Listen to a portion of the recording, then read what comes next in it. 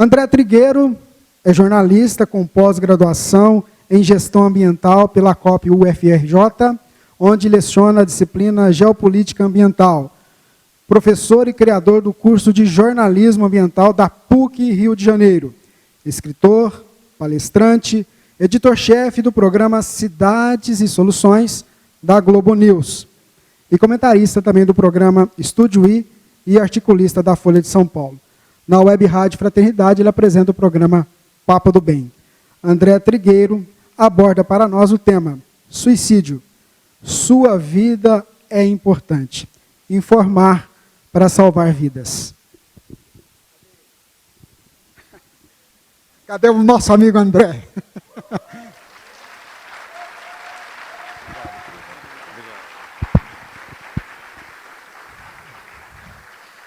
Muito boa tarde a todos.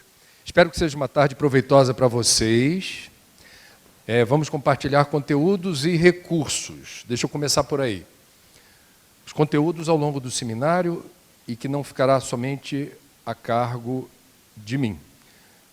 Na parte das perguntas, que é aquela que eu acho mais divertida, interativa, eu espero que a gente tenha a chance de tentar abordar os temas trazidos por vocês, na segunda parte do encontro. Recursos em função dos livros, o livro Viver é a Melhor Opção e o livro Cidades e Soluções, a totalidade dos direitos autorais, por contrato, indo para o CVV. O Viver é a Melhor Opção está alcançando, nesse mês de setembro, a marca de 50 mil exemplares vendidos, o que totaliza, em termos de repasse de direitos autorais, algo em torno de R$40 mil para o CVV, e o recurso está ajudando a instituição, ou já ajudou, a implantar o 188, que é o serviço gratuito, disponibilizado em todo o território nacional, para quem deseje. Eu fiquei muito surpreso de saber que Uberlândia não tem mais o posto do CVV. E fiquei muito feliz de saber que hoje nós temos uma oportunidade de, quis o destino, isso não estava no script, ressuscitar esse posto. O nosso colega voluntário do CVV, que veio hoje para cá, lembrando, está lá, repete seu nome? O Marco, estará aqui fora no intervalo para aqueles que desejem ajudar o CVV a retomar o prumo em Uberlândia. Levanta o bracinho, por favor. Isso. Faça um contato com o Marco, seja como voluntário plantonista, seja como voluntário colaborador, eu, desde já de público, me prontifico a apoiar, porque uma cidade do tamanho e da importância de Uberlândia não pode deixar de oferecer esse precioso serviço de apoio emocional e prevenção do suicídio. Estamos juntos. Fechou. Bom, vamos lá. 1º de setembro, primeiro dia de setembro, primeiro dia do Setembro Amarelo. E eu estou aqui. Se o acaso não existe, temos um encontro marcado.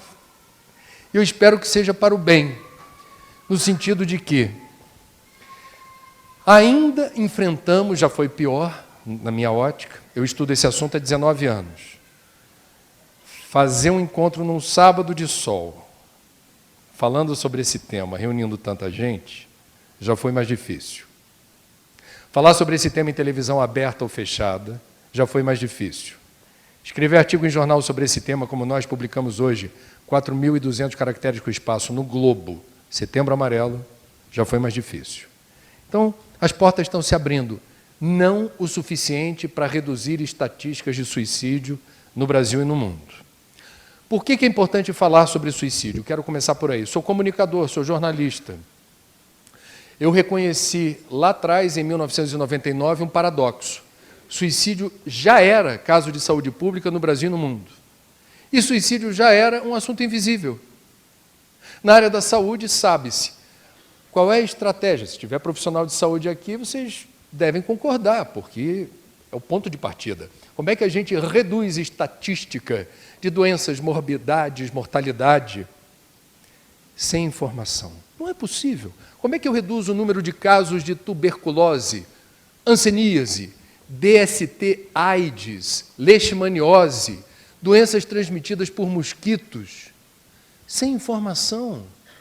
Então, a estratégia epidemiológica, a estratégia de contenção, para você reduzir incidência, número de casos, qual é? Vamos nos informar sobre esses problemas para que as pessoas se protejam, se previnam, entendam sinais, sintomas e procurem ajuda se for o caso. É assim que a gente reduz problemas na área da saúde, é assim que a gente promove saúde no sentido que a Organização Mundial da Saúde diz. Não é só ausência de doença, nunca foi. Saúde não é ausência de doença. Saúde física, mental, espiritual, emocional. E suicídio não é uma doença. Suicídio é a culminância de um processo mórbido, complexo, multifatorial. Portanto, a generalização é burra. Todo suicida é assim. Não é. Toda pessoa que se mata dá alguma pista ou sinal. Não é assim. Então, a gente tem que ter informação para saber como lidar com esse problema que, repito, é de saúde pública. E é falsa a tese de que uma pessoa que tenha a ideação suicida irremediavelmente está condenada a cometer suicídio. Falso. É possível interceder, é possível romper essa ideação e promover qualidade de vida. Fato. Vamos aos números. O jornalista adora número. Posso falar? Porque o primeiro capítulo do livro é Os Números Falam por Si.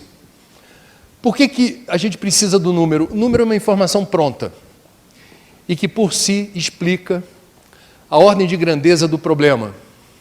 Nós temos aproximadamente no mundo 800 mil óbitos por ano de suicídio confirmadíssimos, o que dá uma média de 2.200 casos por dia confirmados, o que perfaz aproximadamente um novo caso de suicídio a cada 40 segundos. Portanto, desde que eu comecei a falar aqui, alguns casos já aconteceram. O que me impressionou muito quando a gente começou a fuçar dados oficiais da Organização Mundial da Saúde é que o número confirmado, de suicídios, hoje, é superior ao número confirmado de homicídios no mundo. E é superior ao número de óbitos em guerras ou conflitos armados. É algo impressionante. Para cada caso consumado de suicídio, nós temos aproximadamente 20 tentativas, o que, numa extrapolação grosseira, dá aproximadamente 16 milhões de tentativas por ano. No Brasil, a gente tem aproximadamente 32 óbitos por dia. Entre 11 e 12 mil casos confirmados por ano, o Brasil, em números absolutos, é o 6º país no ranking de suicídios confirmados. O que chama atenção? Esses números não expressam a realidade, são maiores, por conta de um fenômeno que quem é da área da saúde conhece, das subnotificações, ou seja, muitos casos de quedas acidentais, acidentes com armas de fogo, ou acidentes de trânsito, quando devidamente rastreados e investigados, revelam o dolo, a intenção. Não foi acidente. Os números são superiores. Para nosso espanto, esses dados não são conhecidos suficientemente para mobilizar governos e a sociedade a dar uma resposta à altura. E a razão disso é o tabu. Tabu, 4 letrinhas que expressam o seguinte movimento: por razões culturais, sociais, religiosas, superstição, o que seja, um determinado assunto que seria o tabu, eu prefiro não falar sobre. Você muda de assunto. Alguém puxa o assunto, você está numa mesa, isso é bem Brasil assim, isola, não vamos falar sobre isso, dá azar. Não é o momento de falar sobre isso. Que é isso, moleque? Você não tem idade para perguntar nada disso. O que não falta é desculpa para a gente mudar de assunto, quando ele surge. Tabu vai na contramão, como eu disse, de qualquer política de saúde pública ou qualquer movimento sério que pretenda enfrentar esse problema. Então, estamos aqui para compartilhar informação. Primeira informação relevante. Não é de todo gratuito o tabu, nós vamos ter na história, na literatura médica, a origem desse excesso de zelo em relação ao tema suicídio. Ele vem do século XVIII, mais precisamente do ano de 1774, quando um famoso escritor alemão, Goethe, lança, no auge do romantismo, uma obra-prima chamada O Sofrimento do Jovem Werther, que é um rapaz que se apaixona por uma moça, que não consegue consumar a relação com a moça, por força das circunstâncias, interesses familiares, se aproxima de outro homem, e Werther, no final da obra, desiludido amorosamente, resolve se matar. E o que aconteceu nos meses subsequentes ao lançamento do livro? Verificou-se na Europa, em diferentes pontos do continente, vários casos de suicídio cometidos por homens, invariavelmente jovens, e usando o mesmo método empregado pelo personagem da obra de ficção. O que sugere aquilo que na área médica se chama de mimetismo. Ou seja, dependendo da forma como se fala de suicídio, não apenas num livro de ficção, pode ser numa poesia, pode ser numa música, cinema, documentário, minissérie, peça de teatro, reportagem em qualquer veículo de mídia, dependendo da forma, prestem atenção, com que a gente aborda o problema do suicídio, essa informação pode ser decodificada por uma pessoa fragilizada, psíquica ou emocionalmente, como sugestão. É aquilo que se convencionou chamar de gatilho. No livro Viver é a Melhor Opção, que está, graças a Deus, eu até chequei quando eu cheguei aqui, se é a versão revista e ampliada.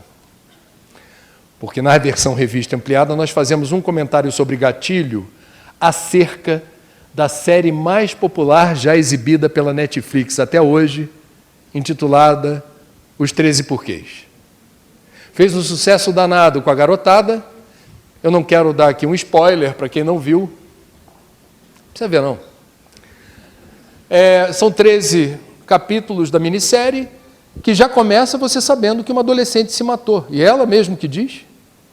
E ela, ao longo da série, a gente vai vendo a situação em que ela colocou vários colegas, professores, etc., que, segundo ela, contribuíram para a decisão trágica dela se matar. Então, ela se mata, mas deixa registros de quem agiu de uma forma desastrada com ela, agravando sua situação. Bom, problema da série da Netflix, ou um dos problemas, o livro a gente aprofunda a leitura. Mérito de trazer à tona um tema invisível, oculto, embora presente no dia a dia, não apenas de adolescentes americanos, mas no mundo inteiro. Portanto, é um assunto popular porque é um assunto teenager, é um assunto muito pop na garotada escolar que sabe o que é automutilação, que sabe quais são os sites na internet que abordam o tema do suicídio da forma mais mórbida possível, estimulando suicídio. Eles sabem. Agora, o problema da série da Netflix foi não respeitar os gatilhos, ou seja, cenas muito fortes, inclusive aquela que mostra a personagem principal se matando. Eu, macaco velho, mais de 50 anos de idade, vendo aquilo, eu fiquei muito chocado. E a cena didatiza o suicídio. Eu sou jornalista. Se eu vou fazer cobertura de guerra, eu não preciso mostrar buraco de bala num cadáver em big close para dizer que a guerra é violenta e fratricida. Se há um massacre, eu posso mostrar com uma câmera aberta de longe e dar os números, falar sobre o que aconteceu. Agora, se eu dou big close, se eu mostro em detalhes sangue, cadáver e morte, eu estou chocando de forma apelativa e sensacionalista a minha audiência. O que eu estou querendo dizer é que você não é proibido de falar em suicídio numa reportagem, numa poesia, numa novela, numa minissérie. Como você fala é a questão. A Netflix abusou do direito de falar desse assunto sem respeitar os gatilhos. É apenas uma opinião. Falei já para burro sobre a Netflix e nunca fui processado, nunca passei por nenhum constrangimento, o que sugere que eu não estou de todo, não é uma crítica leviana. Muito bem. Existe um jeito certo de falar de suicídio, por exemplo, na mídia? Sim, existe. Existe um manual da Organização Mundial da Saúde dirigido a comunicadores e jornalistas sobre como falar desse assunto. Em sendo inevitável falar de suicídio a partir de um episódio. Alguém se matou? Em Uberlândia? Isso em si mesmo não é notícia e não deve ser reportado. Agora, quando aquilo está, por exemplo, vinculado a uma situação diferente, aquilo vira notícia porque a pessoa resolveu se matar de uma determinada forma, que causou um curto-circuito na torre de transmissão, metade de Uberlândia ficou sem luz. O bom jornalismo vai ter que dizer qual foi a causa do blackout. Se a causa do blackout foi um suicídio, eu não vou deixar de fazer menção a isso. O que a Organização Mundial da Saúde fala? Em sendo inevitável falar de suicídio, como foi o suicídio do ator americano, humorista, comediante, vocês se lembram? Robin Williams. Esse foi o assunto mais acessado do Google em 2014. Como é que a imprensa deveria, segundo a OMS, reportar isso?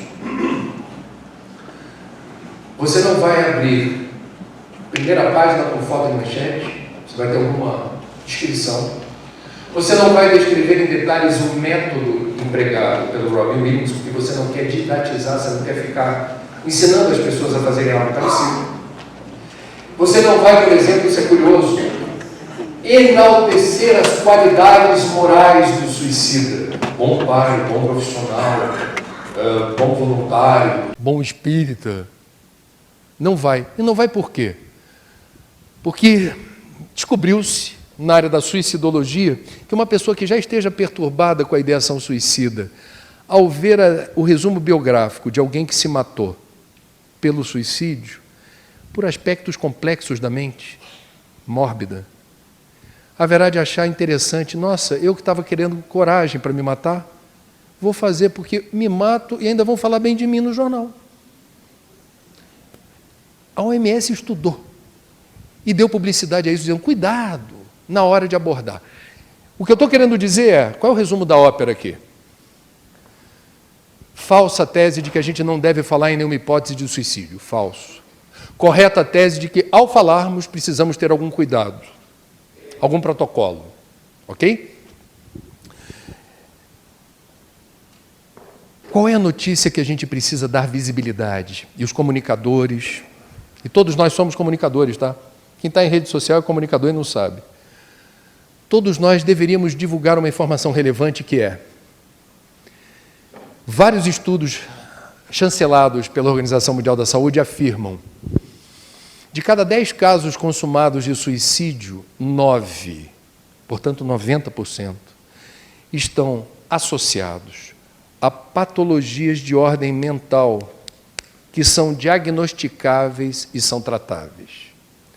Portanto, a gente consegue desarmar bombas relógio, aonde seja possível associar depressão, uso regular de drogas, síndrome do pânico, transtorno de personalidade, bipolaridade, entre outras, esquizofrenia, entre outras questões, ao eventual risco suicida. Isso é importante. Isso é o território da saúde mental. A gente precisa ter informação sobre como essas situações se revelam e, em acontecendo com um de nós, ou alguém próximo a nós nos habilitarmos a ajudar dizendo, procure ajuda, procure um especialista, para assentar esse transtorno, para se sentir mais encorajado a seguir em frente. Prestar atenção aos sinais.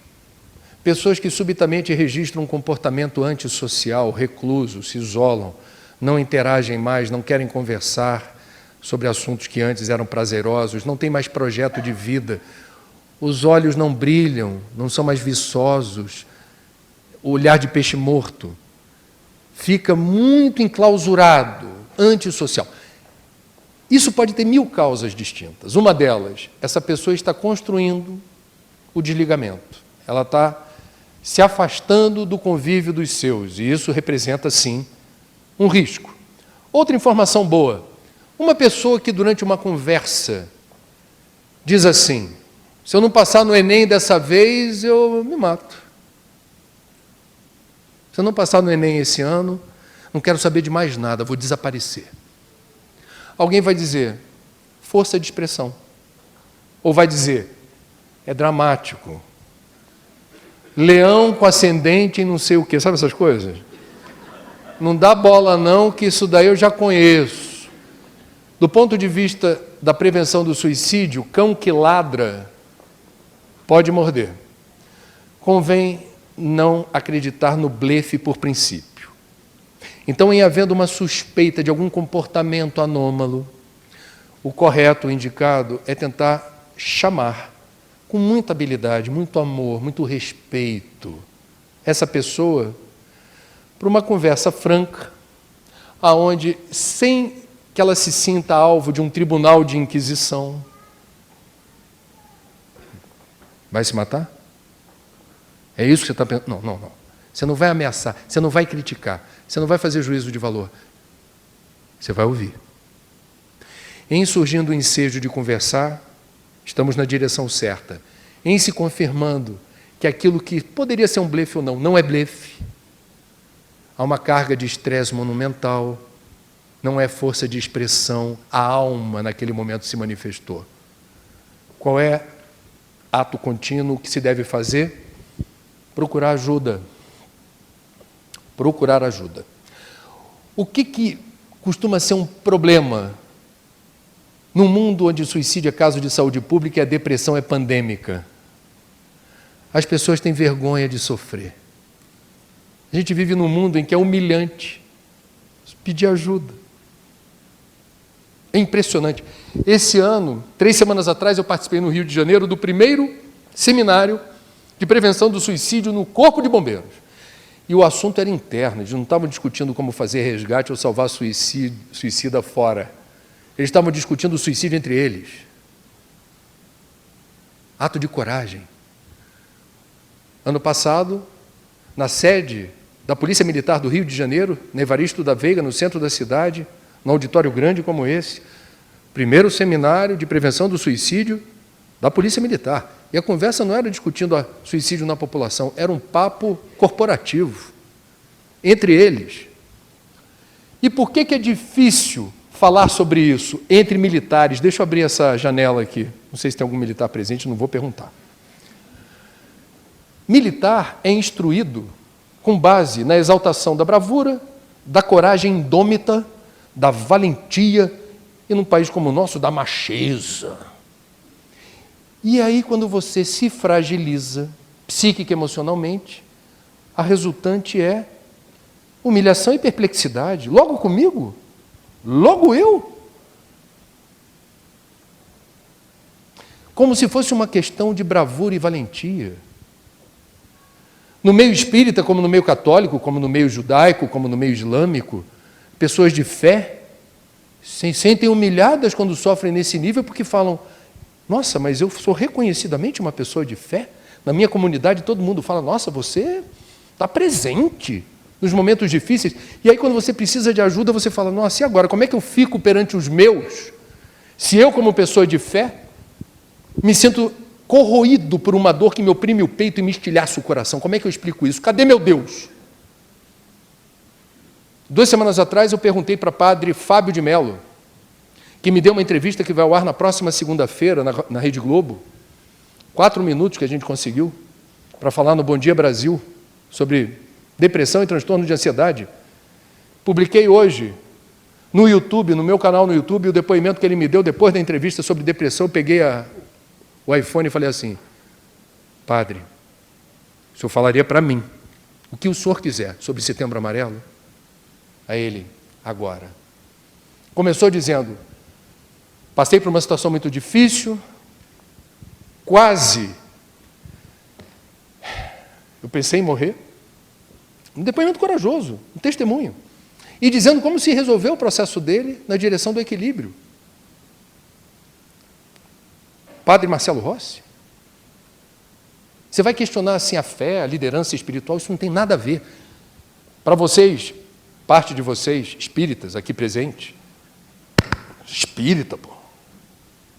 Espírita, fé raciocinada. Espírita não é nada humilde.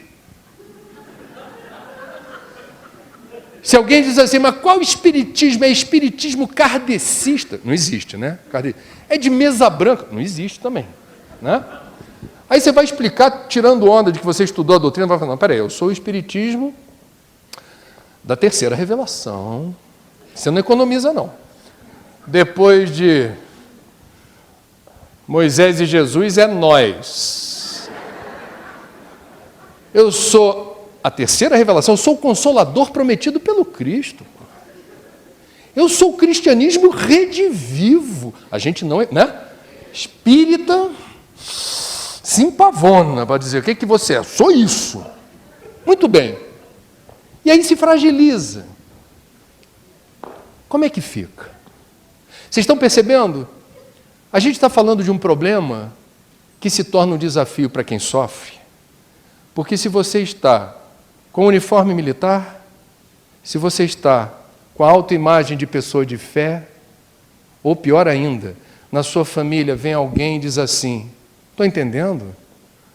Você tem emprego, tem família, tem amigos, você se diz seguidor desta ou daquela religião, e você está desse jeito? É ou não é? E a pessoa fica lá assim, ó, é a pior coisa que você pode dizer para um familiar ou um amigo que esteja passando por um momento devastador, de dúvidas em relação a seguir em frente. É ficar tentando levantar a moral dele, cutucando, dizendo assim, levanta daí, você tem tudo. Não basta ter tudo. Tem nada a ver com isso. Não se trata de dinheiro, fama ou Deus. Estamos falando de um problema que precisa ser enfrentado com a devida rota terapêutica. Viva o século XXI. Então vamos lá.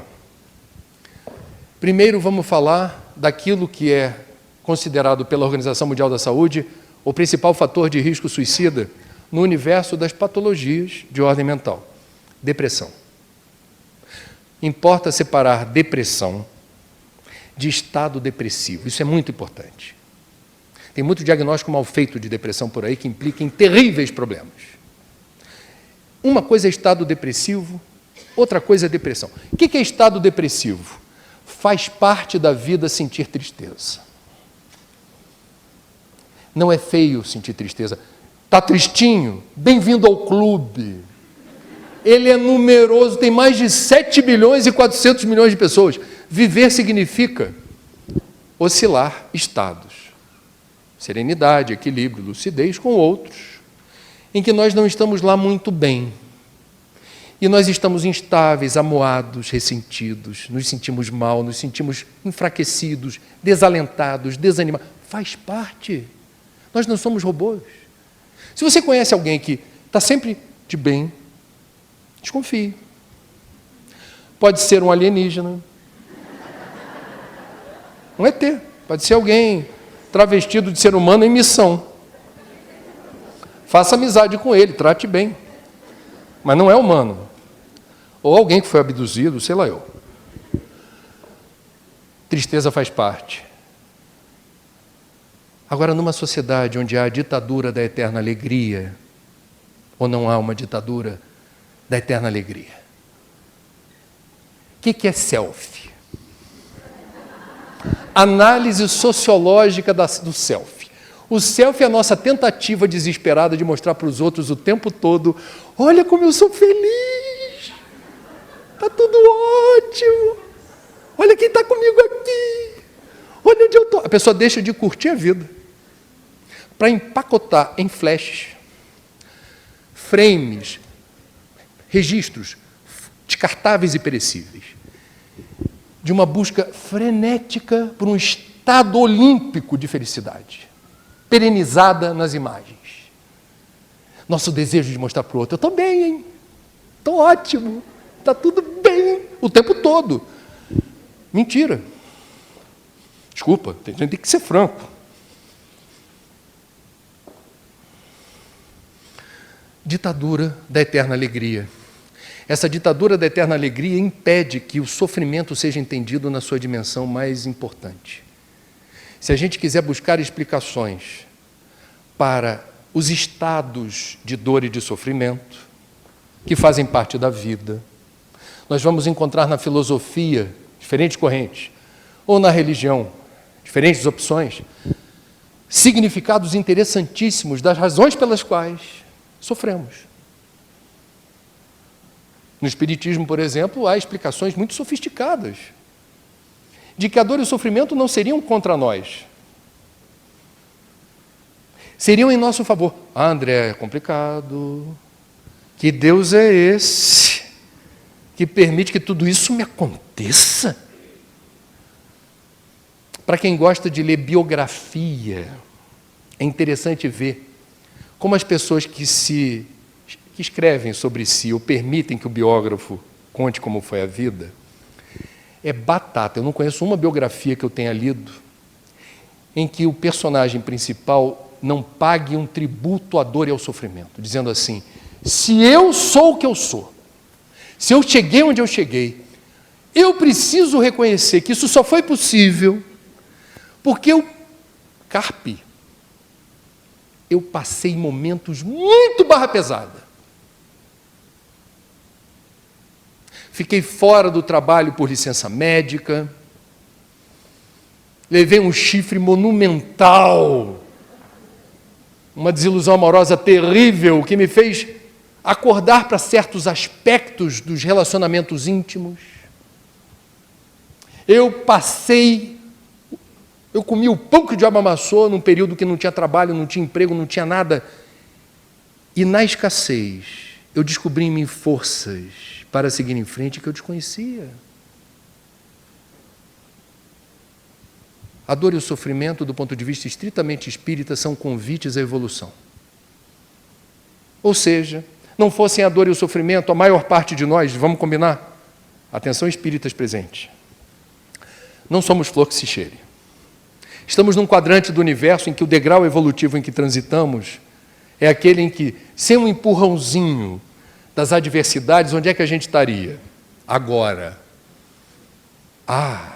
Eu estava numa rede lá na praia de Pajuçara, em Alagoas, tomando um coquinho à beira-mar, sem medo de ser feliz.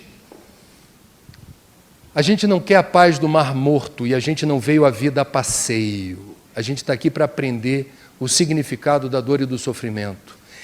E quem contém essa compreensão, pelo aspecto religioso ou filosófico, reunirá preciosos instrumentos e ferramentas para não ser tão vulnerável à tempestade. A questão não é a rigidez que resiste ao vento. A rigidez quebra diante das circunstâncias. O que a gente precisa, e é um aprendizado longo, e eventualmente implica em alguma sublimação de dor e sofrimento, é a gente entender o fluxo e o refluxo da vida. É a parábola que Jesus não disse, mas que alguém muito menos inspirado, certa vez, mencionou. A parábola da montanha-russa. Quando estamos subindo lentamente com um carrinho, nos deslumbramos com a paisagem, nos sentimos embevecidos, achamos que aquele momento, se for para desencarnar, você vai em glória. Você vai dizer assim: obrigado, Senhor. Não imaginava que fosse possível tamanho êxtase e deslumbramento. De repente, sem aviso prévio, você perdeu o emprego, você perdeu a saúde, você perdeu o ente querido, você perdeu o companheiro. A vida não vem no script que a gente leia antecipadamente. Um aprendizado importante da vida é saber lidar com o imponderável, o imprevisto. E é assim que a gente vai o quê? Sendo testado na nossa capacidade de responder às situações. Mais uma vez, a parcela espírita da plateia, o que vocês acham que a gente está fazendo nessa encarnação no Brasil? Mas poderia ser em qualquer lugar do mundo. Isso daqui é um Enem espiritual.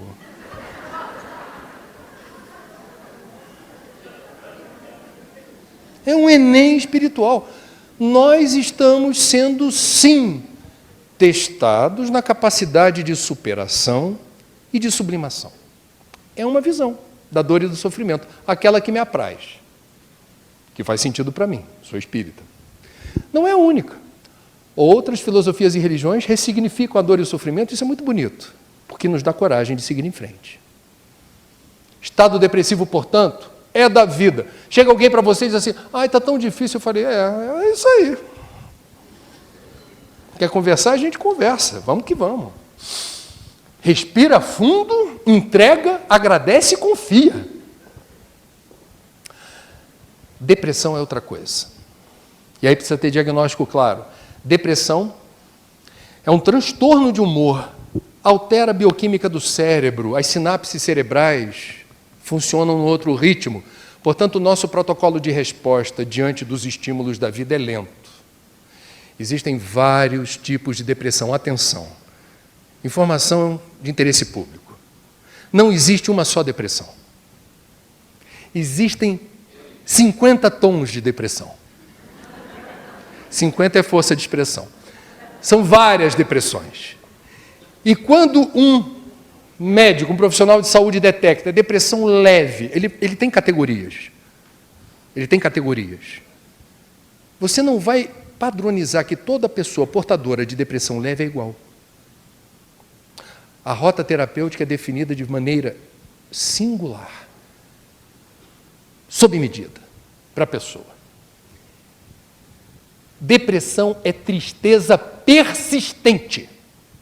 Não é a tristeza que veio e que foi, como eu descrevi há pouco. É a tristeza persistente. E ela dói mais quando você não reconhece a causa.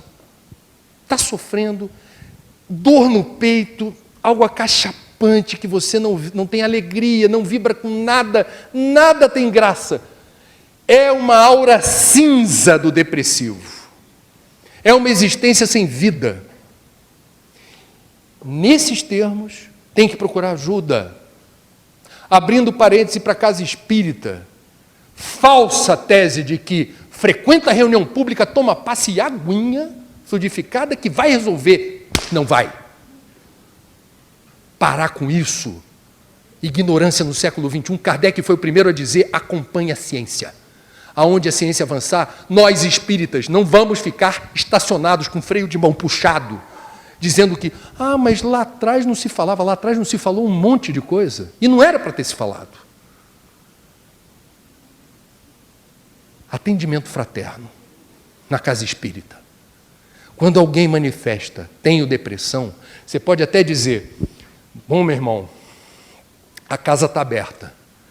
Recomendamos que você venha à palestra pública, que você tome o passe, deixe o nome na caixinha, a gente vibra, não esquece da água fluidificada. Entretanto, procurou já um médico? Se não procurar, eu não garanto que eu vá te ajudar.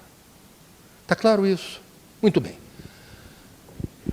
Quando a gente tem o diagnóstico preciso, é depressão, nem todo depressivo precisa tomar remédio. Certos antidepressivos podem fazer mais mal quando o portador de depressão tem alguma outra patologia de ordem mental associada. Isso é muito importante. Muito importante. Segundo fator importante para enfrentar a depressão, apoio psicológico. Eu sei que por aqui, como no Rio de Janeiro, já superamos o estigma, a falsa impressão de que psicólogo é coisa para maluco. Ok ou não? Não? Bom, eu não tenho nenhuma patologia de ordem mental associada, eu estou fazendo terapia pela 3ª vez na minha vida. O que eu busco na terapia? Espelho. Qual é a promessa do terapeuta? Ser um facilitador. De quê? Descobrir quem eu sou. Como? Ele tem ferramentas interessantes, quem leu a série psicológica de Joana vai saber, para tentar mostrar como certos aspectos do meu ser eu não consigo reconhecer com facilidade, principalmente aqueles que emergem do meu inconsciente. O meu lado negro da lua, ele só aparece quando eu durmo, E aí o inconsciente vem à tona e os sonhos podem me comunicar alguma coisa. Mas eu não sei interpretar sonho. Hoje em Araguari a gente lembrou uma situação, por exemplo, típica. A pessoa diz assim, eu sou bem resolvido, eu não preciso de nada. Aí fazem festa surpresa de aniversário. E a pessoa chora e briga com todo mundo. Por que vocês fizeram isso comigo? Aí fica todo mundo assim, Não, mas a gente é teu amigo, a gente quis te agradar. A pessoa tem uma reação que não combina com aquilo que os outros acham que seja lógico. Aí tem uma coisa mal resolvida do ponto de vista de uma surpresa que foi manifestada com carinho e amor, mas que a pessoa não gosta de surpresa. Ou não gosta de envelhecer em público. Mais um ano de vida, não gosta de aniversário, tem horror, pavor. Bom, há alguma questão que talvez o psicólogo possa ajudar a colocar no seu radar. E se aparece no teu radar, você se sente mais fortalecido para quê? Lidar com isso. Vocês estão percebendo? Na aventura do autoconhecimento, a psicologia nos ajuda. E se eu tenho depressão, o psicólogo ajuda a me posicionar com mais clareza no tabuleiro da minha existência. Está todas as peças bagunçadas, não estou entendendo nada. Bom, o psicólogo pode ajudar fazendo perguntas. Como é que é a sua relação com sua família? Você tem amigos? Você trabalha, estuda, gosta do trabalho, estuda algo que você curte? O que te faz feliz? Que medos você tem? Isso determina um processo importantíssimo da pessoa com depressão começar a tentar descobrir sinais que fazem sentido para que ela se posicione com mais inteligência nesse tabuleiro. Por último, mais ou menos importante, para resumir, se eu estou numa plateia de não espíritas, uma plateia híbrida, eu diria assim, já falei do diagnóstico que precisa ser claro para a depressão, já falei do apoio psicológico ou psiquiátrico. Terceiro fator, importante em favor da saúde e da eliminação do risco suicida. Uma plateia não espíritas. Cuide bem das suas energias. Bem subjetivo. O que é isso? Presta atenção naquilo que te faz bem. Quais são as paisagens que você gosta de interagir? E há quanto tempo você não curte aquela floresta, aquele lago, aquela praça, aquela praia? 2, quais são as suas leituras? Elas colocam você em contato com algo prazeroso, elas te deprimem? Televisão. Está lá. De repente você aterrissou num telejornal, só notícia ruim. E você, em vez de mudar o canal, fica ali, ó. É ou não é? Vai se deprimindo junto com o jornal. Vocês têm o poder, vocês têm o controle remoto. Tem algo que te faz mal? Acende o sensor. Eu não vou engolir porcaria. Eu não vou consumir o que não me faz bem. Isso vale para alimento, isso vale para paisagem, isso vale para música, isso vale para literatura, isso vale para as companhias. Sabe aqueles amigos que faz tempo que você não vê e você diz assim, nossa, que falta que eu estou sentindo lá do Severino. Sempre que eu estou com o Severino é risada solta. A gente fica falando, às vezes, não, eu tenho que estar na presença sempre de pessoas que me acrescentem, do ponto de vista intelectual, moral. Não, você pode estar do lado de uma pessoa que tem o dom de te fazer rir. Quanto custa isso? Pelo amor de Deus. Rir é o melhor remédio. Alguém já cunhou essa expressão. O Jô Soares tem uma frase ótima sobre suicídio, dizendo assim, o suicídio é a maior demonstração de falta de humor. Então, quem te faz rir? Que programas te deixam up, para cima? Isso é cuidar da sua energia. Isso é cuidar de você. Agora, para uma plateia de espíritas, o papo é outro. Em vez de cuidar genericamente das suas energias,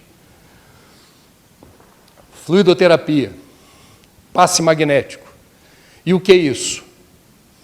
É você se submeter a um tratamento que vai ocorrer ao final de uma palestra pública, normalmente. Existem lugares que tem um passe mais direcionado. Mas, em linhas gerais, uma palestra pública em que você vai ter a aplicação de fluidos medicamentosos na direção da sua psicosfera, do seu campo eletromagnético, promovendo a lavagem e o enxágue, o saneamento básico espiritual de miasmas, formas de pensamento que são cristalizados na invigilância do dia a dia. E que nós, nesse momento, não podemos ter uma atitude passiva. O pessoal acha que passe é sentar e fechar o olho. Não é isso. Você pode sair da experiência do passe igual a como entrou. Não fazer efeito nenhum. Porque passe é a dois. Quem recebe o passe deve ter que postura. Eu preciso me colocar, o médium tenta se colocar em sintonia com o plano superior, ele está fazendo o trabalho dele.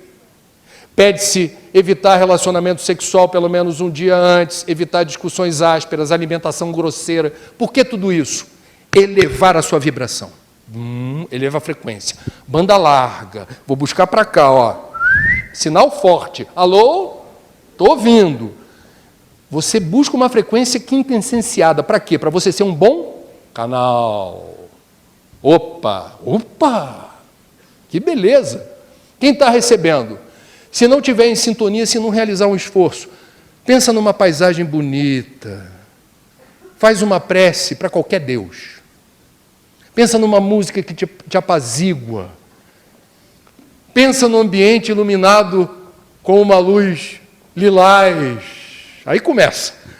Faça algo que conspire em favor do momento. Ah, André, você não está exagerando? Não. Chico Xavier, mineiro. Em Minas Gerais eu tenho que citar a fonte Chico sempre. André Luiz ditou para Chico Xavier, num livro que eu não me lembro agora qual, o que houve certa vez numa igreja, onde um padre, no exercício pleno do sacerdócio, inspirado no momento da homilia, ele, e André Luiz já acompanhando aquela pregação, vê que o padre começa a ficar iluminado. Ele é alcançado por uma luz. E na hora de abençoar as hóstias, ilumina as hóstias. E na hora de aplicar o sacramento, os fiéis fazem fila, corpo de Cristo. As hóstias imantadas de luz pela fé do padre. O que acontece na fila? Os poucos fiéis que estavam em absoluta sintonia com o que foi dito, inspirando a todos ali, absorveram a hóstia quando falou corpo de Cristo, aquela luz se esparziu dentro, foi absorvida e multiplicou-se. Era nutriente espiritual. E André Luiz embevecido, meu Deus! E a maioria que estava ali, protocolarmente, catolicismo de fachada, como nós temos espiritismo de fachada. A hóstia iluminada, corpo de Cristo, abriu a boquinha, a hóstia se apagou na boca do fiel. Não existe milagre nem magia quando o assunto é evolução. Você quer ser merecedor de uma bênção? Se posicione na direção da bênção. Tem um ditado romano que diz assim: quando não há vento, reme. Buscai e achareis. A gente precisa fazer algo para ser digno de alguma resposta. Saindo do território da depressão e avançando na direção do segundo fator de risco suicida na lista da Organização Mundial da Saúde: uso regular de drogas. E a OMS não fala apenas das drogas ilícitas. Maconha, cocaína, êxtase, crack, não. O que é droga? Qualquer substância que tem o poder de alterar o funcionamento do seu sistema nervoso. Um cigarro tem esse poder? Droga. Bebida alcoólica tem esse poder? Droga. Ah, então é tudo ruim? Não. Eu não estou falando que droga boa, droga ruim. Eu estou falando que droga, por princípio, tem o poder de alterar o sistema nervoso.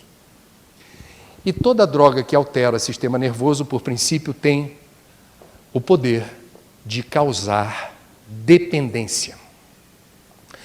Esse é o risco suicida. Quem é dependente de droga, dependente químico, perde autonomia de voo. Numa linguagem espírita, o que é o livre-arbítrio? É o nosso Waze espiritual. É o teu navigator. Você faz as escolhas com autonomia. Sim ou não, sou eu quem escolhe. Não é pouca coisa. Quem é dependente químico, ou já conviveu com dependente químico, ou trata dependente químico, sabe o tamanho da encrenca que é ter alguém por perto que não tem autonomia. O vírus da dependência contaminou o ex espiritual. E aí, a cada dia, quando amanhece, a única certeza da pessoa ao despertar qual é? Eu não sei como vai ser meu dia, eu só sei que eu vou ter mais uma dose, mais uma cota do doping que eu não abro mão. Isso é muito importante. Cláudia e eu estivemos na África do Sul, visitamos o lugar que virou museu, o presídio do Nelson Mandela. Nelson Mandela passou quantos anos, Cláudia, preso? 27 anos preso. Numa cela pequenininha, dormia mal para burro, trabalhos forçados, aquela coisa toda. Ele gostava de citar um autor americano que escreveu certa vez uma poesia que tem uma parte da poesia que era aquela que Nelson Mandela enfaticamente repetia para si mesmo, escreveu na sua biografia: eu sou o senhor do meu destino. Eu sou o senhor do meu destino. O que significa isso? Fala. Ela é minha produtora, minha mulher. Eu sou o senhor do meu destino significa: eu não abro mão do meu ex espiritual. Eu não me submeto a qualquer coisa que eu não queira. Eu faço aquilo que eu acho certo. Isso não tem preço do ponto de vista da autoestima. Agora, uma pessoa que não tem autonomia, livre-arbítrio, qual é a resultante disso para a autoestima? Quem conhece algum dependente químico, quem já foi numa reunião do AA, quem já conviveu de perto com uma pessoa que momentaneamente, vai sair dessa, mas tem um preço, é duro. Se livrar da dependência química, sabe o que eu estou falando. Nós estamos num país em que a automedicação é a regra, não é a exceção. Nós estamos num país campeão mundial de farmácia por metro quadrado. E nós estamos num país onde a medicalização da dor, vocês já ouviram essa expressão? Se não estudem, vale a pena. O que é medicalização da dor? Eu que não sei sofrer, eu que não aceito o sofrimento diante da ditadura da alegria, qualquer momento ruim da minha vida, eu vou buscar gotinhas mágicas que vão me fazer dormir tranquilo, feito uma criança. E tem médico irresponsável que recomenda, por exemplo, o Rivotril, como se fosse gotinha de açúcar, para você tomar e ficar mais tranquilinho, mais quietinho. E o que o médico nem sempre diz para o paciente é que o uso sistemático de Rivotril, são só 4, 5 gotinhas, são suficientes para determinar uma alteração no seu sistema nervoso e depois para você se libertar das 5 gotinhas, é uma lenha. Eu conheço pessoas que até hoje pagam um preço caro para se livrar das gotinhas malditas que foram recomendadas de forma irresponsável por médicos que tentaram ajudar dizendo assim: besteira, toma. Automedicação é encrenca. Medicalização da dor é covardia. A gente precisa saber enfrentar os dilemas da vida. Se para cada desafio você toma Rivotril para ficar quietinho, é uma encarnação perdida. É uma encarnação perdida. Eu vou virar a página aqui, saindo das psicopatologias, ranqueadas pela Organização Mundial da Saúde, enveredando na direção da sociologia. Um dos pais da sociologia, Émile Durkheim, que foi contemporâneo de Kardec no século XIX, escreveu um livro chamado O Suicídio, um sociólogo. E o que ele disse? O Durkheim é aquele camarada que escreveu, ou atribui-se a ele a frase: o homem é produto do meio. que é reconhecer o seguinte: seus valores, sua visão de mundo, sua capacidade de ser mais ou menos otimista, ter mais ou menos esperança, é muito influenciada pelo quê? Pelo meio social. Sua família, quem está morando com você, seus amigos mais próximos, seus colegas de trabalho, de forma direta ou indireta, eles influenciam humor, visão de mundo, esperança, otimismo e por aí vai. No Rio de Janeiro agora está complicado. Você vai sair de casa e, por exemplo, tem mãe que diz assim: vai sair agora? Vou. Você viu que a madrugada foi completamente violenta aqui? Bala perdida para tudo que é lado. Ih, mãe, isso está acontecendo com alguma regularidade. Você está saindo.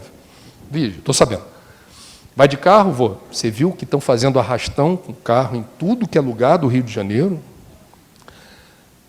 A gente ama a mãe. Mãe se preocupa com o filho. Mas tem mãe que boicota a navegação do filho, contamina a psicosfera do filho com problemas que vão determinando estados patológicos de covardia.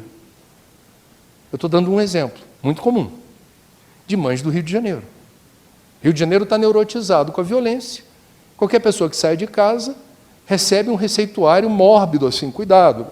É quase dizer assim: você vai entrar num carro blindado, não saia do carro blindado até chegar no destino. Quando sair do destino, sai escoltado. Só assim.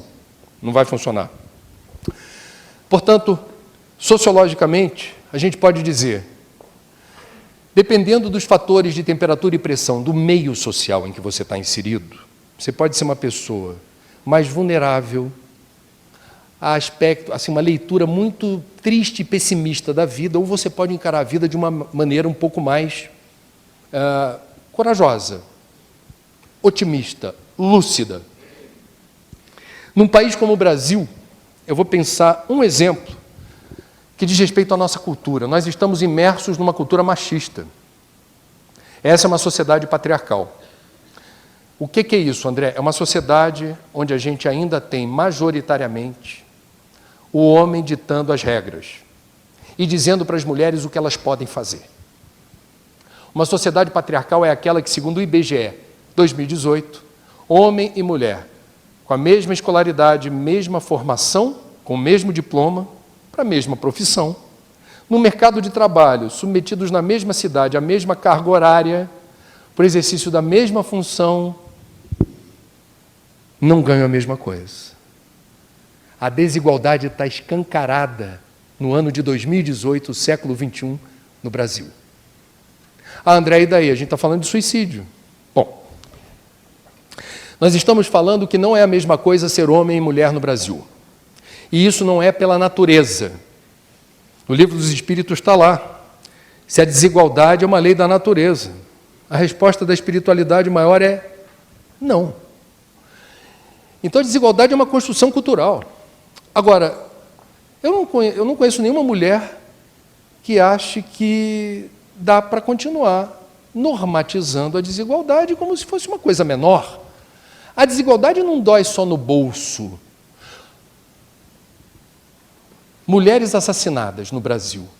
A maior parte dos homicídios é cometida por maridos ou ex-maridos, namorados ou ex-namorados. O inimigo dorme com você. A gente tem um telefone no Brasil que é 180 para atender mulheres que são imoladas por maridos ou por homens, assediadas, o que seja. Nós somos do país da Lei Maria da Penha e da Lei do Feminicídio, que não conseguem reduzir a estatística de mortalidade violenta de mulher. O que eu estou querendo dizer? Isso tem a ver com sociologia. Isso tem a ver com Durkheim e seu livro O Suicídio.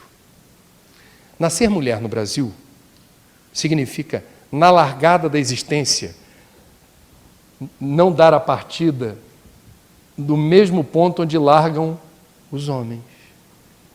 Então, homens e mulheres carregam o seu fardo, mas o fardo do homem tem rodinha.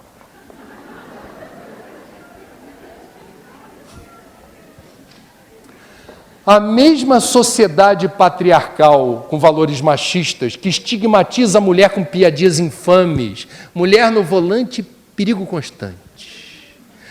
Mulher tem que pilotar fogão, piada que reforça o estigma da desigualdade. não é para achar graça. A mesma sociedade machista é aquela que torna insuportável o ambiente do homossexual. Ser homossexual no Brasil significa correr riscos dentro de casa, na escola, no trabalho, na rua, no ponto de ônibus. Não pertencer à categoria que responde pela maioria da população que escolheu uma determinada... Escolheu. Que pertence a uma certa orientação sexual, hétero. Quem não é hétero, nada contra a maré. E nadar contra a maré é se sentir ou não ter sensação de pertencimento. Quando você conversa com psicólogo ou psiquiatra sobre riscos suicidas, uma questão importante é essa. Como é importante para nós termos uma sensação de pertencimento? A gente estar inserido num grupo que pode ser familiar, vizinhos, colegas de trabalho, quem seja, em que você é aceito como você é. Me aceitam como eu sou. Isso faz a diferença. Para a autoestima, para a paz de espírito. Quem é homossexual, transexual, bissexual, transita numa faixa de risco por não ser aceito a partir da sua orientação sexual. Eu vou pegar outro exemplo que diz respeito a risco. Nós estamos vivendo mais no Brasil e no mundo. A notícia é boa. Hoje no Brasil, se não me engano, em média, as pessoas estão desencarnando ainda jovens para aquilo que seria o potencial da gente hoje, em torno de 74 anos. A gente tem potencial para viver muito mais. É que a estatística é pressionada pelo número de jovens que tombam nas guerras do tráfico, da milícia, etc. A gente está vivendo mais e melhor do ponto de vista dos recursos da medicina, da saúde. A pergunta é, ainda eu estou no campo social, a sociedade está preparada para acolher o idoso? O idoso se sente respeitado quando anda na calçada cheia de buraco? Quando não tem placa com letra grande, número grande para ele enxergar? Quando entra num ônibus, no metrô, num transporte público, tem o assento reservado por lei para ele, e esse assento não é disponibilizado? Quando o motorista invigilante dá uma freada brusca, esse idoso se espatifa no para-brisa? Quando não se aproveita a experiência, a quilometragem de quem vive mais, em favor daqueles inexperientes, que esse é o segredo do mundo de regeneração. Quando chegar ao mundo de regeneração, a gente está vivendo mais de 100 anos. A questão é, o que eu vou fazer esse tempo todo? Companhia aérea valoriza isso, com programa de milhagem. A gente precisa ter o nosso programa de milhagem espiritual, ou seja, à medida que eu envelheço, em vez de ser estigmatizado pela sociedade, as pessoas vão me olhar e me perceber como alguém que tem muito a contribuir a partir do quê? Da minha experiência, do meu programa de milhagem. Essa é uma saudável utopia. Seria bom a gente pensar em cultivar políticas públicas que façam um encontro de quem sabe mais com quem sabe menos. Isso ajuda. E aonde a gente precisa refletir sobre a elevada taxa de suicídios entre idosos? O que é envelhecer? É acumular perdas. Perda da visão, perda da audição, perda do tônus muscular, perda do direito de comer o que eu quiser, a hora que eu quiser. Eu estou, desde já, tentando administrar isso como uma tendência, porque vamos combinar que comer é muito bom. Perda do sono inteiro de uma noite, o sono passa a ser intermitente. A perda do orgulho, porque envelhecer bem significa reconhecer que precisa de ajuda. E o que é doloroso é quando a ajuda não vem, e principalmente daqueles que você se sacrificou tanto, com amor renúncia, amor doação e amor sacrifício, seus filhos, que você deu de melhor se sacrificando e que a natureza caprichosamente inverte os papéis. Agora quem precisa de ajuda sou eu e aqueles que eu dei de tudo para serem crianças com perspectiva de crescerem saudáveis e resilientes, Agora que sou eu precisando, onde eles estão? Por que eles não estão aqui me ajudando agora? Por que eles não aparecem mais lá em casa? Por que eles não ligam mais para mim? Então a gente está falando de uma situação social que envolve riscos quando a ingratidão dói no peito. Eu sou do Rio de Janeiro, o centro espírita que eu, quando posso, hoje era o dia de estar lá, Joana de Ângeles em Copacabana. Eu não moro em Copacabana, 11 horas da manhã de sábado tem palestra pública.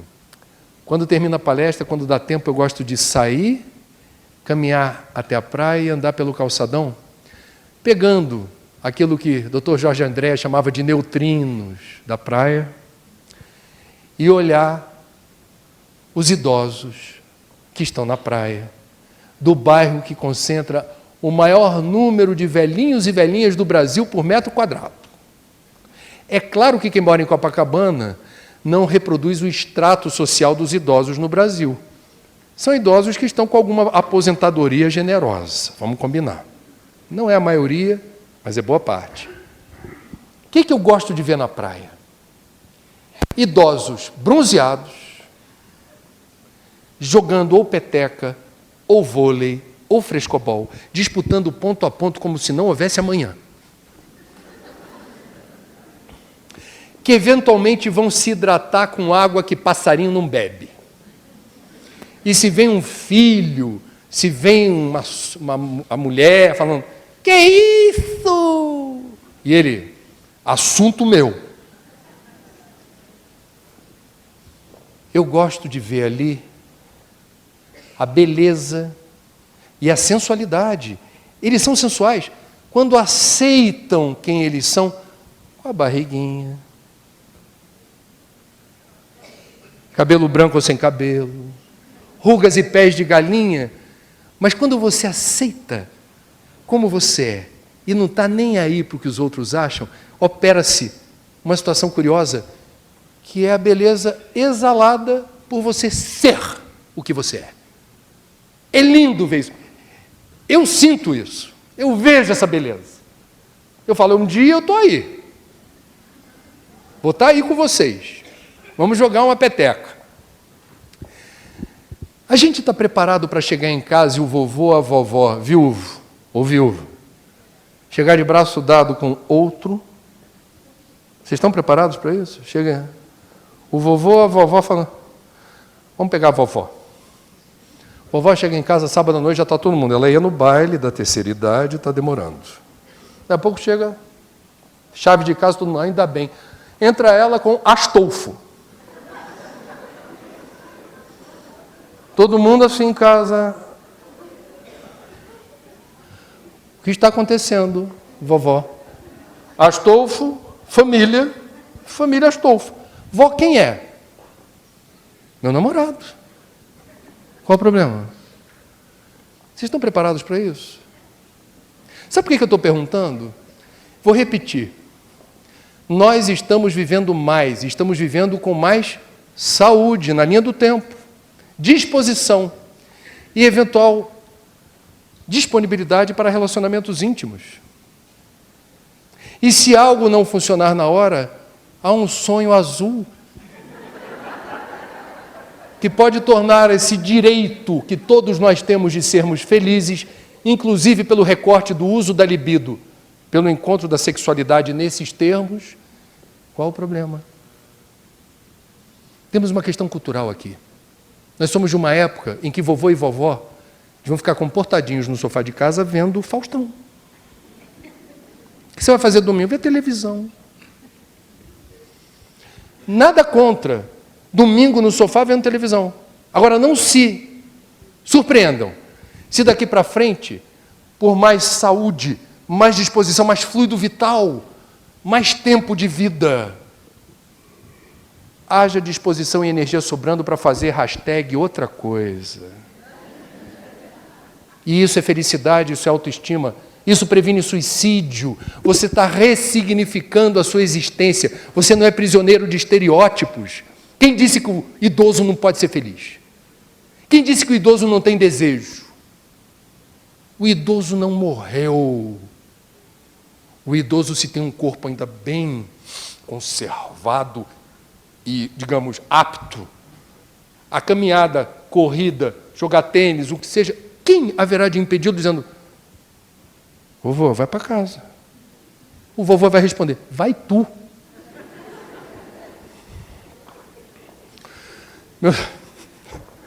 Meus amigos, os suicidólogos têm muitas perguntas sem resposta, mas uma resposta, pelo menos, merece ser conhecida, que é a seguinte: não é possível dizer que uma pessoa se mate apenas e tão somente por um motivo. Por exemplo, uma determinada pessoa descobriu-se traída pelo seu amor, marido ou mulher, e se matou. Alguém haverá de dizer: matou-se porque descobriu-se traído. O que o suicidólogo vai dizer? Não é possível afirmar isso como uma verdade científica, porque se toda pessoa traída resolvesse se matar,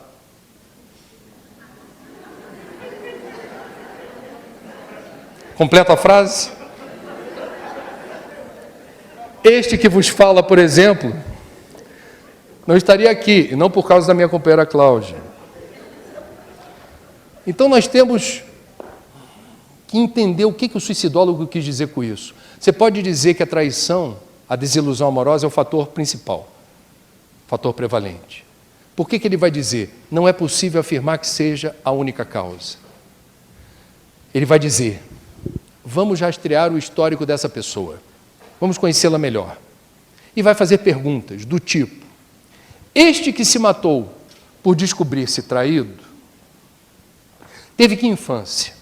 Como foi a infância? Aonde o suicidólogo quer chegar? Ele quer rastrear se, principalmente entre 0 e 7 anos de idade, quando as crianças são esponjas ambulantes e vão captando tudo o que é dito, tudo o que é feito, se forjam caráter, valores e personalidade nessa fase da vida. O que é importante, principalmente na infância? Não apenas amor, carinho, afeto, colo, cumplicidade, você disponibilizar atenção e a criança se sentir alvo de tudo isso. Essa nutrição espiritual te acompanha para o resto da vida. Ah, André, você está dizendo então que quem não teve uma infância com amor, colo, carinho, etc., vai estar mais propenso a se matar? O que acontece é que o amor reduz risco. E o amor, nesse período da vida, como eu disse, é estratégico. Porque a natureza, caprichosamente, faz filhotes que nem precisam de pai e mãe. Sai do ovo e vai à luta. Tartaruga marinha. A gente viu em Noronha agora. Foi embora. Quer nem saber quem é pai e mãe. O ovo partiu eu agora. Nós não, nós somos muito dependentes. E essa dependência tem uma explicação. É o convite para pai e mãe exercerem paternidade e maternidade, aferindo nessa relação qualidade. Então não importa quanto tempo você tenha com seu filho, pai e mãe tem que trabalhar, tem que ganhar a vida está difícil, vamos correr atrás do prejuízo no mercado, faz parte. O pouco tempo que se tem que ser valorizado.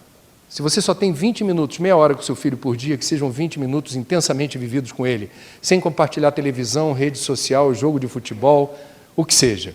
É aqui, o papo é nós. É nós. Então, como é que foi na escola hoje? Conta para mim. E não é virar o rosto. Estou olhando aqui. Me conta. Ontem você falou que estava com um problema para fazer uma boa prova de matemática. Você fez hoje, como é que foi? Foi bem? Aonde não está batendo assim, não está fácil? Você quer mostrar para mim? Faz tempo que eu não estudo isso. Tenta. Você não é bom em matemática. Ele vai registrar o quê para o resto da vida? Meu pai tentou. Era ruim para burro em matemática. Mas ele tentou. Isso fica cravado na memória. Isso é amor. O que pai e mãe estão fazendo por aí? Não tenho tempo para o filho. Vou recompensar a minha ausência com brinquedinhos e brindes. Chega no final do dia, toma. E aí a gente vai encontrar daqui a 20, 30 anos, Operação Lava Jato, versão 59, com agrados que os adultos vão continuar querendo receber, de forma indevida. Ficam refém do brinde e do presentinho. Brinde e presentinho não tapam buraco emocional. Brinde e presentinho são descartáveis e perecíveis. O que fica é outra coisa. Então vejam, este que se matou por descobrir-se traído, ele poderá ser mais vulnerável à ideação suicida, não é um determinismo, a partir de um cenário de desalento, desassistência, subnutrição emocional e espiritual, sem esse calor humano que precisava ter lugar. É um fator de risco. Não é determinante, é fator de risco. Outra pergunta que o suicidólogo haverá de fazer: esse que se matou por descobrir-se traído, possui alguma crença numa força superior? Crença qualquer. Vejam que eu não estou chamando de fé. Fé é outra coisa. Fé remove montanha, fé é poder. E não estou falando de Deus, porque Deus entra num território religioso. Eu estou falando de qualquer relação espiritual. Espiritualidade. Crer em alguma coisa. Qual é a resposta óbvia que uma pessoa desesperada, no auge da angústia e da aflição, mas que crê em alguma coisa, haverá de fazer antes de consumar, eventualmente, a ideação suicida? O que ela faz? Ela vai recorrer a essa força superior. Ou ela vai pagar promessa, vai dizer assim, tem os pagadores de promessa, vai dizer assim, eu estou na lama, está tudo errado, se você me ajudar, eu vou de trave a trave do Mineirão de joelho. Vou subir a escadaria da Penha. No nível evolutivo em que se encontra, o pagador de promessa está tentando ali elaborar no território da espiritualidade alguma coisa que a gente respeita. Eu estava contando hoje em Araguari de manhã, por vezes, eu durmo tarde e fico zapeando a televisão, tem muito programa religioso ao vivo, nenhum deles espírita. E tem os pastores, os padres, pedindo para você ligar, compartilhar seus problemas, etc. Eu tenho uma atração por qualquer coisa ao vivo. Então eu fico, às vezes, meio paradão ali, olhando, o que ele vai falar, como é que é. Certa vez eu me deparei com um sacerdote que estava fazendo a seguinte pregação: se estiveres em dificuldade, grite com Deus, mas grite alto, para ele escutar. Eu, naquele momento, fiquei pensando assim, minha sorte é que esse programa não tem muita audiência no meu bairro. Senão ninguém dormia ali. Nós espíritas não podemos recorrer à promessa, nem podemos gritar com Deus. Porque quis o destino que esse cristianismo redivivo da terceira revelação nos trouxesse, através da fé raciocinada, informações comprometedoras. Tipo, lei de causa e efeito. Tipo, reencarnação. Ou a expressão sintetizada pelo padrinho desse projeto que eu estou aqui hoje, chamado Marcelo Ribeiro, um irmão de outras vidas, hoje na espiritualidade, trabalhando e inspirando projetos de prevenção de suicídio entre jovens, através da psicografia de Divaldo Franco. Marcelo Ribeiro, certa vez, ditou a seguinte frase: não somos outros espíritos, somos os algozes do passado, travestidos de vítimas do presente. Então o espírita não pode se vitimizar, senão não é espírita. A gente sabe o que a gente está fazendo aqui. E a gente deveria saber por que eventualmente sofre. Não é que Deus seja contra nós, é que a gente está tendo a chance de seguir em frente através do aprendizado, que pode ser um pouco duro, mas que a gente precisa passar por isso para aprender a lição. Se o Enem fosse fácil, não haveria mérito na aprovação. Meus amigos, é importante dizer isso. Deus não é contra nós. O sofrimento e a dor têm uma função na natureza. E Deus não seria soberanamente justo e bom se nos desse um peso acima da nossa capacidade. O jugo é suave, o fardo é leve, e a gente precisa aprender o que está embutido na experiência dolorosa. A providência divina nunca nos abandona, nunca. E mesmo no auge de uma solidão, quando a gente se sente completamente desamparado, nunca estamos sós. Nossos guias e mentores jamais nos abandonam. O que diz o Espiritismo a respeito do suicídio? E com isso eu encerro a primeira fase do nosso encontro. Em primeiro lugar, é importante ver como diferentes religiões ou tradições espiritualistas, do Oriente ou do Ocidente, as principais, afirmam categoricamente que o suicídio, em nenhuma hipótese, significa alívio ou solução para os problemas. Eu, se fosse ateu, materialista ou agnóstico, e me deparasse com essa pesquisa, que diferentes religiões que se degladiam em vários aspectos, concordam e convergem nessa premissa. Suicídio, em nenhuma hipótese, significa alívio ou solução para os problemas. Eu ficaria preocupado. O que diz o Espiritismo? Em primeiro lugar, não há outra doutrina espiritualista, filosófica, religiosa, que compartilhe tantos detalhes sobre a realidade do suicida no plano espiritual. Quem quer saber a visão espírita vai se surpreender com uma vastidão de informações detalhadas e pormenorizadas. Vamos tocar em alguns tópicos aqui. Primeiro problema enfrentado pelo suicida: descobre-se vivinho. A morte não existe. Com o primeiro agravante, ao promover o autoextermínio, o suicida deixará na terra familiares, amigos, colegas de trabalho, vizinhos, chocados,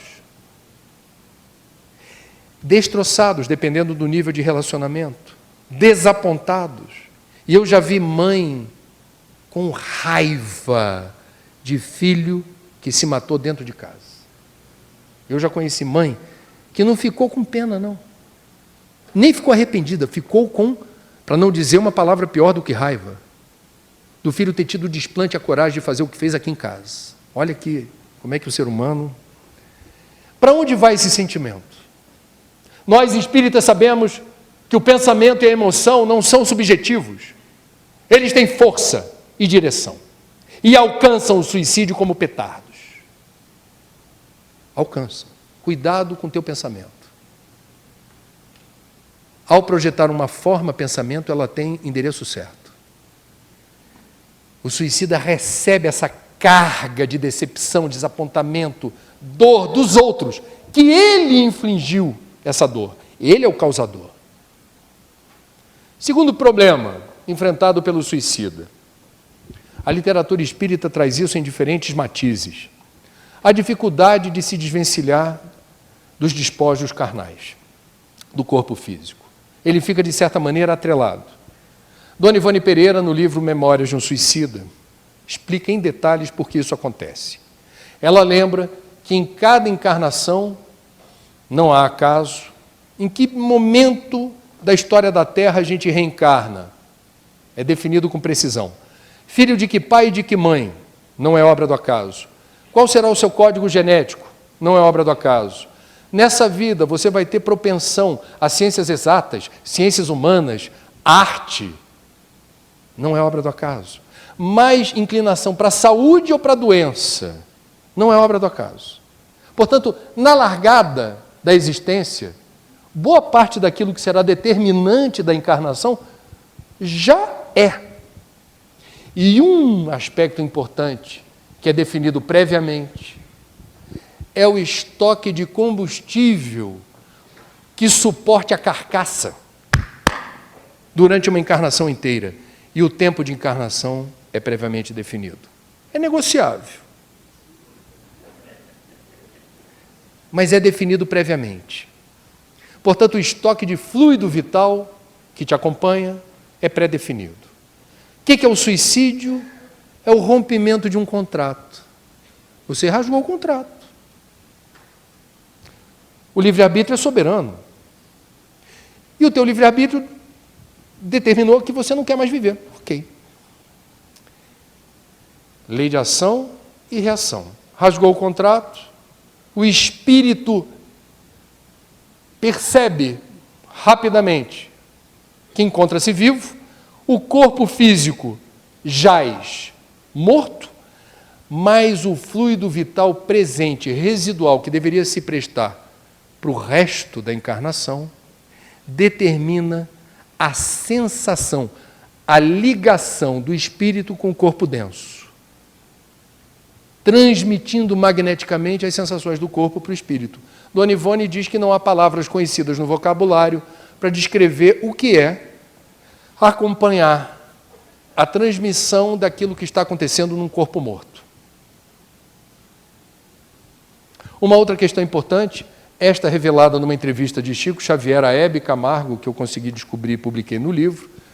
Chico detalha as sequelas espirituais do suicídio. Por exemplo, uma pessoa que resolve se matar destruindo o centro do sistema nervoso, o abalo não é apenas orgânico, abala-se a matriz espiritual, que é o perispírito. Há uma sequela espiritual. Como é que se resolve essa sequela da forma do perispírito? Em encarnações futuras, você precisará encarnar num corpo que vai reproduzir aquela sequela para que o corpo físico, tal qual um fio terra, expurgue do espírito o dano. Em bom português, boa parte dos casos de loucura ou idiotia, não todos, boa parte dos casos tem origem num equipamento danificado, a partir da sequela espiritual de um perispírito que registrou o suicídio. Pelo mesmo princípio, certos problemas respiratórios graves não associados a tabagismo, a cigarro, enfisemas, que não estão associados a cigarro, podem ser sequelas espirituais de um suicídio por inalação de gás, comprometendo a função respiratória, o equipamento, comprometendo afogamento em água de rio, afogamento em água do mar, saturou os alvéolos pulmonares de água, colapsou, o corpo morreu e deixou a sequela no perispírito. Como é que eu me livro da sequela perispiritual? Uma encarnação futura, drenando a sequela, transportando para o corpo de carne e aquilo, portanto, ter outra destinação. Uma pessoa que se enforca e quebra uma vértebra, uma C4 da vida. A C4 quebrada, fraturada, que determinou a morte, numa encarnação futura vem absolutamente vulnerável. Nós temos operários que caem numa obra, 9 andares, batem no galho da árvore, cai, quebrou o tornozelo. E temos pessoas que caem da cadeira e ficam tetraplégicas. E a gente vai dizer, nossa, mas como é que um tombo bobo desse determinou tamanha sequela? Eventualmente, a gente vai encontrar respostas numa vulnerabilidade que não tem explicação nessa vida. É muito dramático e doloroso para o suicida, já recuperado, depois de transitar por zonas umbralinas, onde a culpa e o remorso podem determinar, por afinidade vibracional, a presença durante um tempo nesse lugar, resgatados e comprometidos com uma outra etapa da sua jornada, eles descobrem que se permanecessem por vezes, por alguns minutos ou horas, ou dias, a solução tão aguardada viria. Faltou perseverar, faltou ter paciência, faltou aguardar um pouco mais o imponderável que determinaria a solução para o flagelo, para o problema que inspirou o suicídio. Essa é uma questão. Joana de Ângeles, que escreveu a série psicológica por Divaldo Franco, é a autora da mensagem A Paciência, que está presente nas obras básicas. Nós estamos vivendo num mundo onde não há lugar para paciência, as pessoas não sabem esperar, a juventude muito menos. Há muitos suicídios por impulsividade. Não se conta até 10, não se espera o amanhecer do dia seguinte. É tudo para ontem, eu quero que resolver agora. Se eu não resolver agora, eu não quero saber mais. A vida não é assim. Tudo tem o seu tempo. O tempo é o Senhor da razão. O tempo é o Senhor de tudo. Olha Chico dizendo isso, também passa. Tudo passa. Mas passa no tempo que tiver que ser. Não é no seu tempo. É no tempo que aquela questão demanda para acontecer. Mas vai passar. Claro que vai. Meus amigos, eu vou encerrar com uma história que eu gosto de repetir, porque é um fato histórico e que inspira nós espíritas a seguir em frente. Ela teve lugar na Olimpíada de 1984, nos Estados Unidos, em Los Angeles. Eu estava falando há pouco de sociedade patriarcal e machista. Só em 1984 as mulheres puderam participar da maratona, a prova mais nobre da Olimpíada. E quem pagou ingresso em dólar para ver a maratona e lotou o estádio, estava ali sabendo que ia testemunhar a história. Ali estava sendo feita história. Primeira mulher maratonista a cruzar a linha de chegada, elas entravam no estádio, davam uma volta e cruzavam a linha. Primeira mulher foi aplaudida efusivamente, medalha de ouro, parabéns para ela. Ninguém se lembra o nome dessa medalha de ouro. Entrou a medalha de prata, yes! Cruzou a linha de chegada, vai para o pódio. Chegou a medalha de bronze, completou o pódio, qualquer uma maratonista que entrasse ali, aplausos protocolares. De repente, adentra o estádio, quem fez história e não ganhou medalha. Uma atleta magérrima da Suíça, com a viseira baixa e trôpega, parecia bêbada, e ela entra no estádio de uma forma que causou, num primeiro momento, risos da plateia desavisada. Não se sabia por que ela estava daquele jeito. Rapidamente, os esportistas conhecem o drama que é uma maratona, que era cãibra nas duas pernas. Essa mulher estava com uma tarefa quase impossível, que era completar uma volta olímpica com cãibra nas duas pernas, sem ter preparo para isso. Não havia ainda as técnicas que existem hoje, de condicionamento físico, principalmente para maratona. Ela entra no estádio, o público, num momento, acha graça e depois, nossa, ela está com muita dor. Lenta e progressivamente, o público, mesmo sem acreditar que aquela moça conseguisse cruzar a linha de chegada, começou a torcer por ela. O ser humano adora torcer por mais fraco sempre. E começou a marcar com palmas cada passo dessa atleta magérrima com cãibra. Cada passo dela. E a plateia de pé, quando viu que ela tem alguma chance de ganhar, porque já andou 20 metros, não caiu ainda. E ela lenta e progressivamente avançava. Outras atletas passavam por ela. Mas o público estava fechado na atleta da Suíça.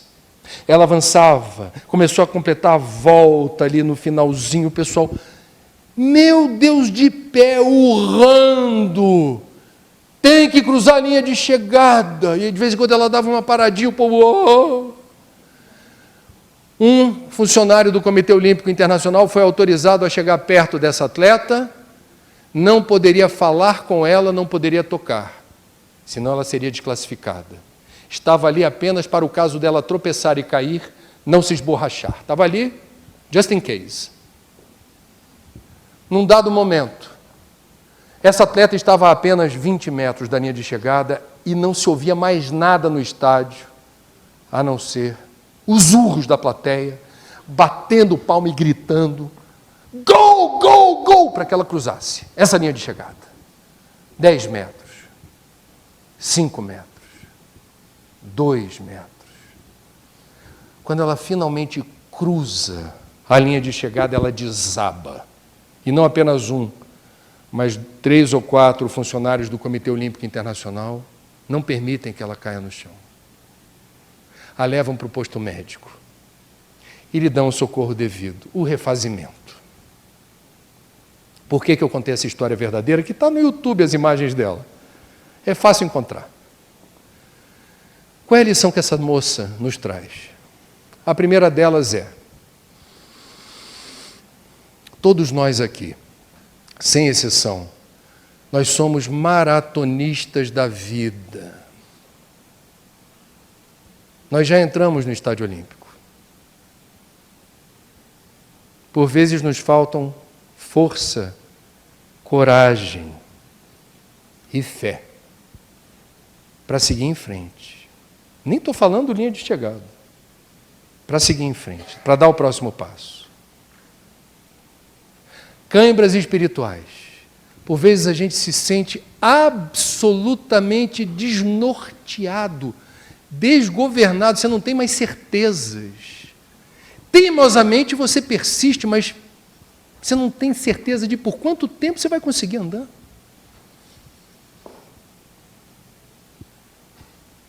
O funcionário do COI que se aproxima, metaforicamente, é o nosso guia ou mentor espiritual. Ele está por perto, sempre.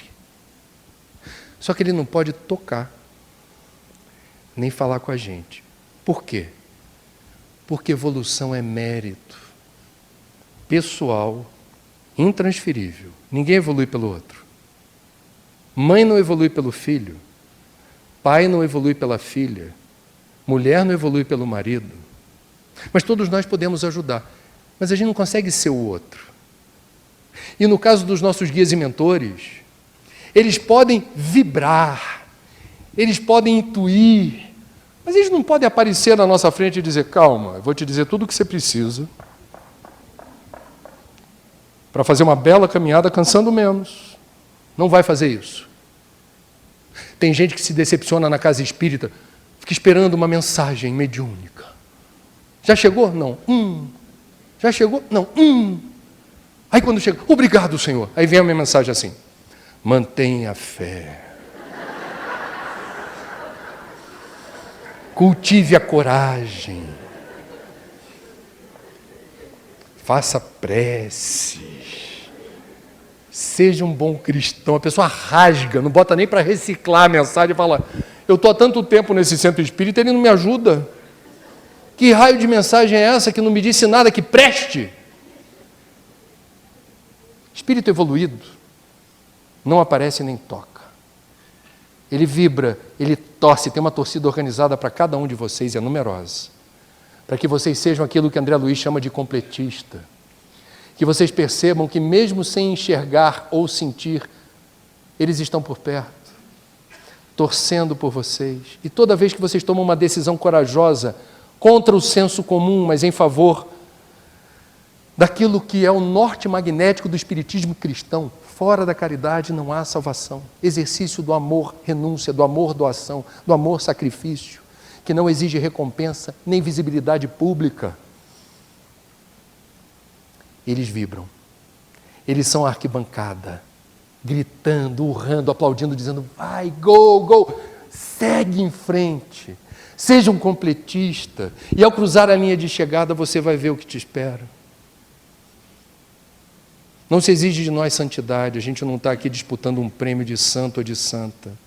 O que a espiritualidade maior quer de nós é que a gente faça apenas o que seja possível, o que estiver ao seu alcance. Se cada um de nós fizer apenas e tão somente o que estiver ao nosso alcance, faremos uma revolução. A revolução do amor, implantando o mundo de regeneração da Terra, onde o que importa para um espírita não é cruzar a linha de chegada sozinho. Espiritismo não é apenas autoajuda.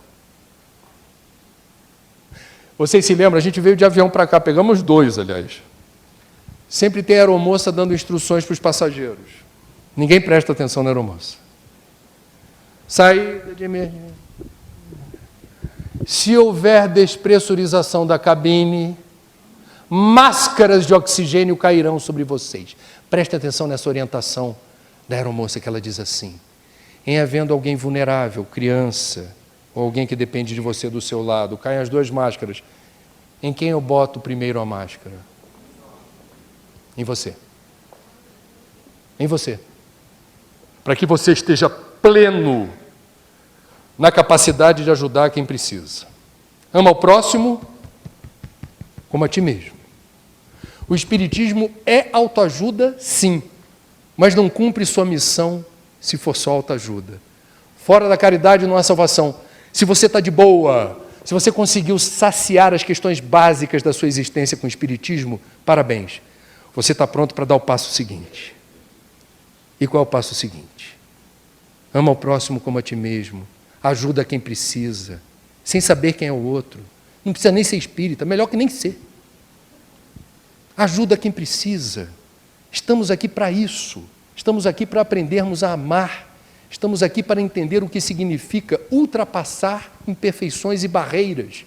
Vencer o orgulho, o egoísmo, a vaidade, a inveja.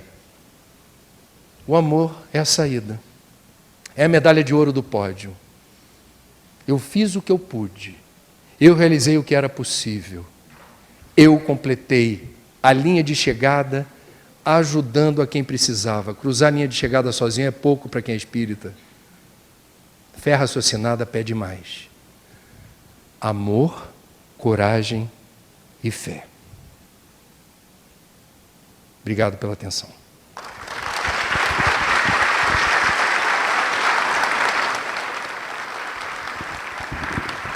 Obrigado, André. Eu queria que vocês assistissem um vídeo que a gente vai mostrar aqui agora e a gente vai para o intervalo. Prestem atenção que é um recado de um amigo nosso, vocês conhecem, e que também é um defensor dessa vida. Vamos ver. Se a sua infância não foi tão perfeita como você sonhou, e se os seus pais não te amaram como você acha que eles deveriam ter te amado, não desiste da vida. Fica para mostrar como se ama e se educa um filho, tornando capaz de ser feliz. Fica para perceber que quando você é pai e mãe, não tem um poder mágico que você acha que seus pais têm. Se você amou alguém e foi maltratado, traído ou abandonado, não se culpe. Não pense que você não merece e não é digno de ser amado ou amada. Então não desiste. Fica. E não deixe mais que o seu coração seja um terreno baldio para o lixo afetivo ou a miséria moral dos outros. Fica e mostra a todos como se deve amar alguém, com toda a ternura e respeito que as pessoas merecem.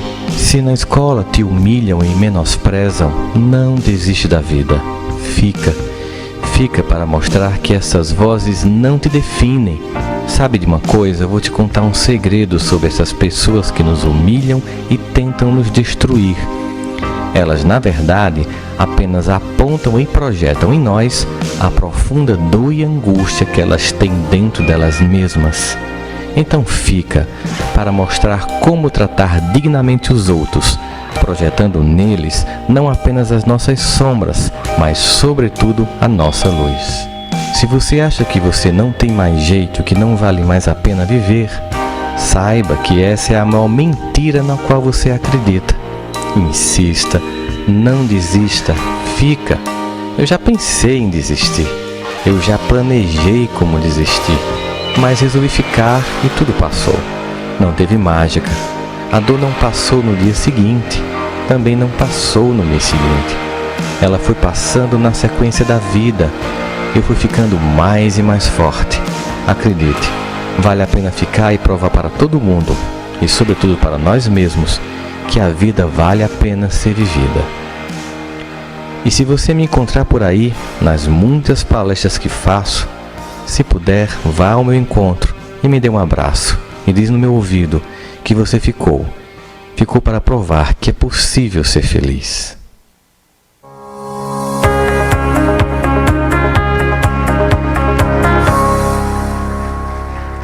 A gente falou que estava fazendo o evento aqui, ele falou assim, nossa, que massa! Vai estar com a gente em janeiro, viu? Fiquem com Deus. Vamos lá, vamos para o nosso intervalo.